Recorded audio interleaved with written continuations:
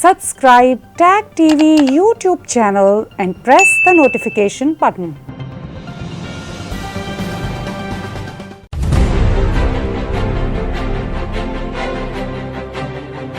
People have to live in unity.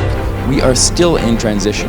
Civil society has been decimated. Of course, we rely on media. And I think the government has not done enough. The international community has failed to respond.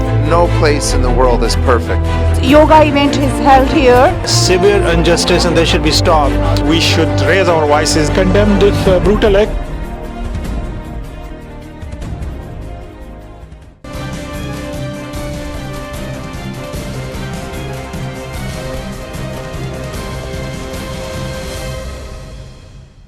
Hello viewers, welcome to Newsweek South Asia, a program that talks about breeding of terrorism and its impact on South Asian nations. Let's begin with the headlines first. Indian security forces neutralized top Hizbul commander in Kashmir. Deadly blast rocks Kabul University. And Pakistan continues cross-border terrorism amid COVID-19, says Indian diplomat in UN. Pakistan is trying hard to revive terrorism in Kashmir. However, Pakistan's tireless campaign of unleashing terror inside Indian territory is being given befitting reply by Indian forces. Recently, proactive Indian defense successfully eliminated the top commander of Pakistan-backed terror group Hizbul Mujahideen in Kashmir. And it's not a one-off breakthrough, but the forces have been successful in busting all the nefarious anti-India plots hatched in the corridors of Islamabad and Rawalpindi. Our report. Indian security forces led by the Indian Army are jointly carrying out series of operations to uproot the Pakistan-established network of terrorism from the Kashmir Valley. The network received a huge setback recently as the security forces eliminated Chief Hizbul Mujahideen commander Saifullah Mir alias Ghazi Haider in an encounter in Srinagar on 1st November. A change in strategy of operations by Indian security forces lately has yielded it big breakthroughs. They are attacking the core, the leadership of the groups. Police को इतला मिली थी कल रात में इस घर में south Kashmir से एचएम का कमांडर डॉक्टर जिसको सैफुल्लाह बोलते हैं आया हुआ है। उसके बाद पुलिस सीआरपी आके कॉर्डन करते ही फायरिंग शुरू हो गया। बाद में आर्मी भी ज्वाइन कर ली। इनकाउंटर में एक टेररिस्ट मारा गया। हमारे सोर्स के हिसाब से ये लगभग 95% डॉक्टर सैफुल्लाह ही है। अभी बॉडी हम लोग बाहर निकाले हैं, उनके फैमिली को मिला के दिखा देंगे और आइडेंटिफाई हो जाएगा और बता देंगे आप लोगों को। Saifullah had joined the Hizbul Mujahideen outfit in 2014. After the killing of Hizbul's top commander Riaz Naiku in May this year, he was heading the terror outfit in Kashmir Valley and was active in recruiting youth from South Kashmir. Close to some 900 terrorists have been neutralized by the Indian security forces since 2017 after the launch of the Operation All Out. Security forces have already eliminated more than 200 terrorists, and more so precisely targeting the terrorist leader. I think is a very big achievement as for the security forces and the jointness which is concerned. And I would say with the elimination of the A++, the top leader of the HM in Kashmir, this will be a major jolt to them, and at the same time a major success to all-out operation by the security forces. Jammu and Kashmir has faced decades-long violence perpetrated by Pakistan. To maintain peace and development, the government of India has given a free hand to its security forces to eliminate terrorists operating in the Union territory. In this, the people in Kashmir Valley are also helping the Indian security forces to crack down on terror hideouts, and this has helped in executing a large number counter-terrorism operations carried out by the Indian security forces in the recent past. I think this is a very big achievement by the security forces, and see, what is important is the way the information and intelligence of the terrorists is coming into the valley, the way public is supporting the counter-terrorism operation of the security forces. In another breakthrough, Jammu and Kashmir, along with the Indian Army, busted a huge narcotics terror module sponsored by Pakistan on 3rd November. The joint team of the security forces recovered 4 kg heroin in Mendha sector of Poonch district, which falls close to the line of control. Use of narcotics for terror funding by Pakistan's ISI is being seen as a trick to avoid being traced back. But to its much disappointment and humiliation, even the narco-terror network of Islamabad stands exposed now, as the Indian security forces have upped their arms against Pakistan-sponsored terrorism at all fronts. Since Pakistan is becoming broke, they are paying all their their agents over here in India through heroin and other hard drugs.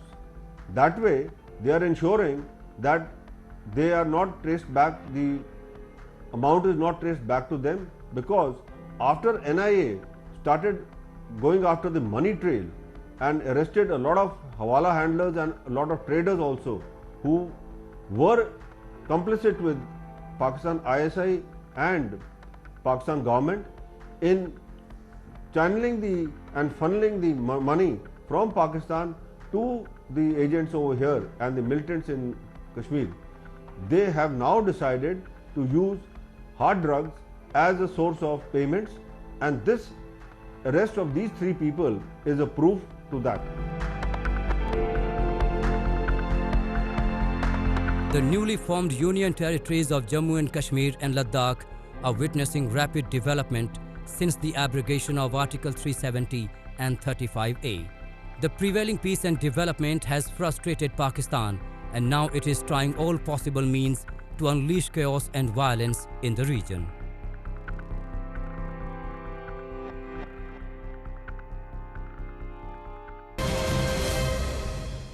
While the Taliban have not put a halt on their offensives against Afghan forces, the growing presence of Islamic State in Afghanistan is posing a direct threat to the security of the common Afghan civilians. A dastardly terror attack rocked the capital this week as armed terrorists entered the Kabul University campus and killed several students and teachers. The attack was claimed by the Islamic State, although the Afghan authorities also suspect a foul play of Taliban in this gruesome attack. A report. These visuals are from Afghanistan's Kabul University. It was on 2nd November when in just few minutes Afghanistan's future lay shattered on ground as terrorists targeted a gathering being held to mark the completion of a training course at the Kabul University. A compound which was built to shape up the future of Afghanistan became a battleground as 3 gunmen stormed Kabul University, killing students in their classrooms and firing on others as they fled.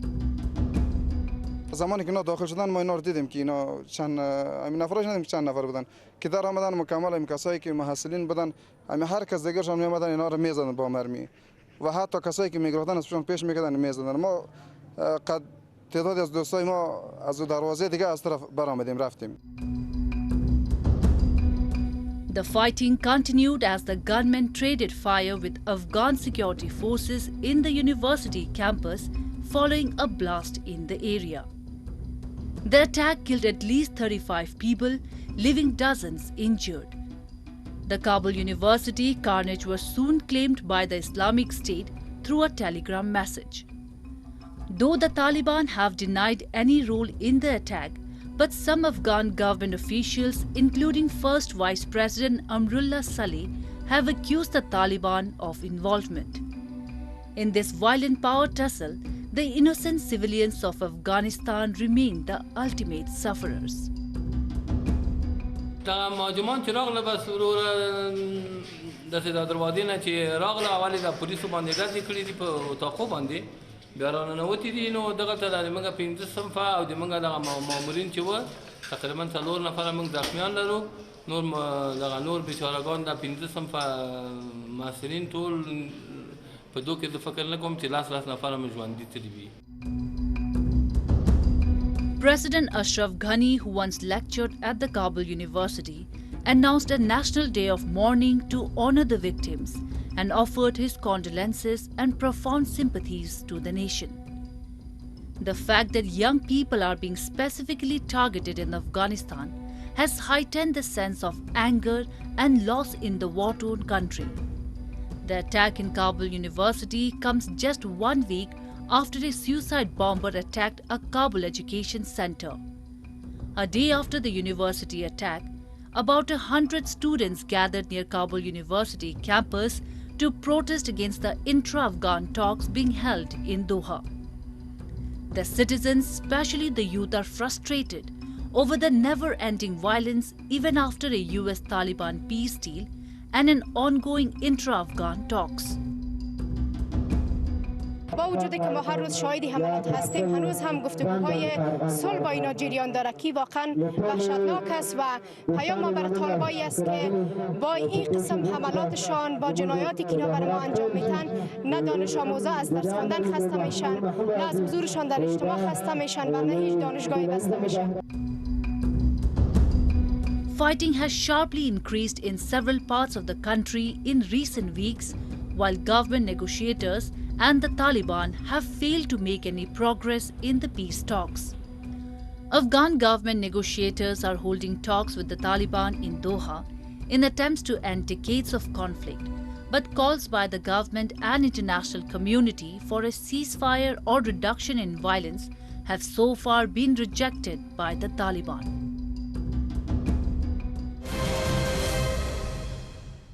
India remains a victim of Pakistan-sponsored terrorism. The administration in Islamabad, along with terror proxies, is using all possible techniques to unleash violence and chaos in India.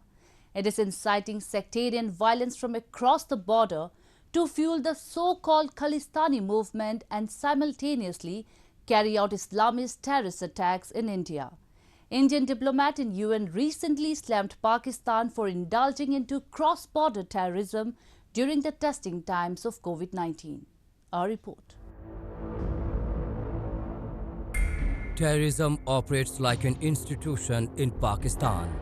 The country has developed a number of seminaries that work round the clock, nurturing people with hateful sentiments and violent thought process. The graduates from these seminaries are used to foment sectarian violence in India through their words and activities in and out of India. Khalistan movement is one such example that shows Pakistan's wicked plan against India. The country uses religious sentiments to instigate extremist sentiments in India. Recently, a banned pro-Khalistan outfit, Sikhs for Justice, threatened to disrupt 2 Air India flights scheduled to leave for London on November 5th.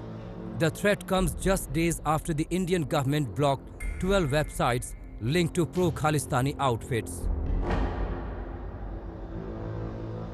इस तरह से धमकी दे के यात्रियों को डराना या किसी एयरलाइंस को डराना एक बेहुदा बात है। हालांकि भारत ने अपनी सुरक्षा बढ़ा दी है, पर इन आतंकवादियों को सोचना चाहिए कि ऐसे एक्शन से जनरल पब्लिक उनके और भी खिलाफ होगी, कोई सिंपैथी ऐसी चीज़ों से जनरेट नहीं होगी, क्योंकि ये एक्शन मानवता के विरोधी हैं। India has been consistently raising voice against Pakistan-sponsored terrorism at various global platforms. Recently, New Delhi registered its strong protest against Pakistan's support to cross-border terrorism. In a virtual statement at the United Nations General Assembly, First Secretary of India's permanent mission at UN, Ashish Sharma, highlighted how Pakistan has been fanning hate speech and has increased its support to cross-border terror amid COVID-19 pandemic. Pakistan is not merely directed towards one community in India, but also against organizations, individuals, and even against high-ranking political leaders. Pakistan is trying to create divisions among our religious communities as well. Fortunately, their provocation is falling on deaf ears, since India has had a tradition of pluralism and coexistence where all communities live in harmony under a democratic framework. The world is reeling under COVID-19 pandemic and is finding ways to effectively fight the virus. But Pakistan, on the other side, is putting all its resources into fighting proxy wars against India despite the fact that its own citizens are suffering from acute poverty and deteriorating socio-economic state. When the whole world is facing COVID-19, when Pakistan should have been concentrating on organizing medical camps and relief for Pakistani citizens, Pakistan is trying to send terrorists to India. So the priorities are wrong. Pakistan is totally a mad state, is a terrorist state. It has no concern for the welfare of its own people. And I would appeal to our countrymen that we should not fall prey, on religious grounds, we should not fall prey to Pakistan's machinations and manipulations. The Pakistani government is actively involved in the terrorist activities within the region and beyond by sponsoring the terrorist groups. The unregulated financial structure of Pakistan paves the way for the irregular transfer of money while feeding terrorism in the country. Various reports show that terrorists in Pakistan are able to organize, plan, raise funds and operate easily in the country because of the lack of governance and political will to address the problem.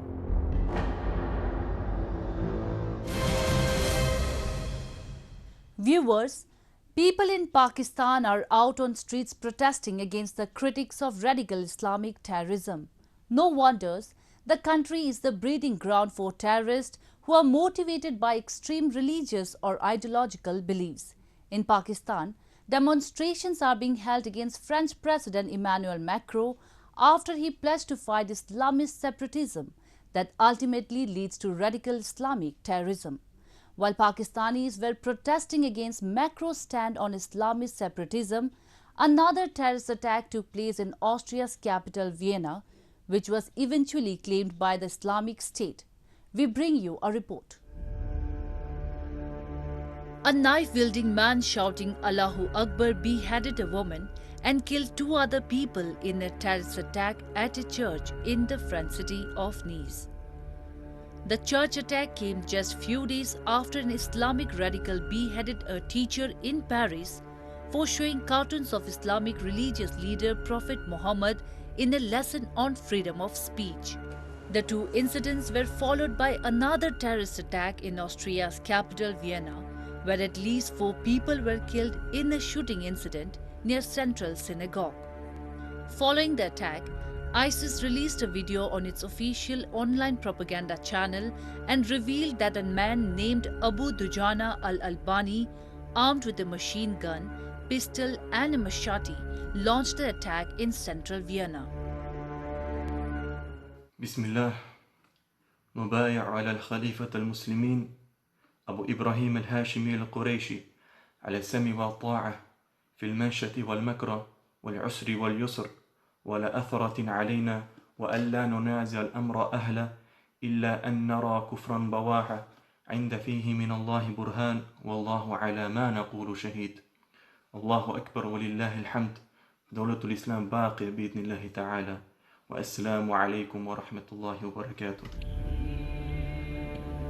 The terrorist attacks in Europe has shaken the world. People are shocked to see the extent of hate perpetrated by Islamic fundamentalists. French President Emmanuel Macron reiterated that the publication of cartoons depicting Islam's Prophet Muhammad could bring a shock, but that there is no justification for acts of violence. Et donc, je comprends et respecte qu'on puisse être choqué par ces caricatures. Je n'accepterai jamais qu'on puisse justifier une violence physique pour ces caricatures. Et je défendrai toujours, dans mon pays, la liberté de dire, d'écrire, de penser, de dessiner. Ça ne veut pas dire que je soutiens à titre personnel tout ce qu'on dit, pense, dessine. Mais ça veut dire que ces libertés, ces droits de l'homme qui ont été pensés, voulus, créés en France, je considère que c'est notre vocation de les protéger. The French government intensified action against Islamist extremism after the attack in Paris. This has irked the countries who have become a base for proliferation of radical Islamic terrorism. Islamic terrorism traces its roots back to Pakistan. In Pakistan, there are a large number of radical extremists who are aided and sheltered by the state. Therefore, French President's stance against the Islamist separatists have brought the fundamentalists on roads defending the very idea of terrorism. In Pakistan, there are a large number of radical extremists who have been provided support and shelter by the state per se. The outcome of this is that apart from the state support that has been provided to the radical groups such as Jaish-e-Mohammed, Lashkar-e-Taiba, even some of the ISIS splinters who have got shelter in Pakistan, and of course Al-Qaeda, as we know, Osama bin Laden was staying right next to their military academy. As a result of this, a large group of youth also get inclined towards extremism and radicalism. Once you let the genie of radicalism out of the bottle, it's very difficult to put it in. And that's exactly what Pakistan's challenge is today. And the challenge is unfortunately not being addressed very aggressively by the state. They're allowing these elements to space and allowing them to foster. Today, the radicals, particularly the groups like ISIS and ISIL, have used internet and social media messaging channels as a great advantage by attracting those youth who have inkling for extremism. These gullible youths get indoctrinated easily and then take up arms and weapons.